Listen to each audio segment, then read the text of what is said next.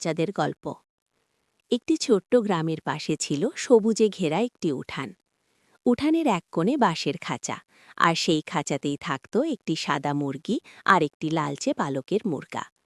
দুজনেই খুব পরিশ্রমী, খুব যত্নশীল। বিশেষ করে মুরগিটা, সে ছিল ভীষণ মমতাময়ী মা।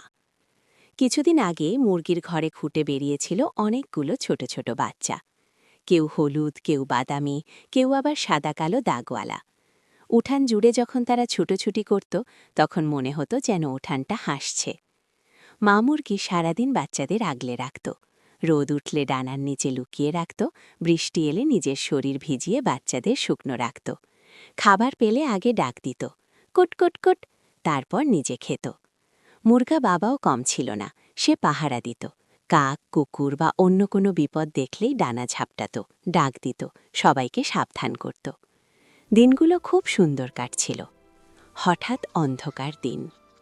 একদিন ভোরবেলা মা মুরগি একটু অসুস্থ বোধ করল, তবু সে বাচ্চাদের ছেড়ে কোথাও গেল না। সারাদিন তাদের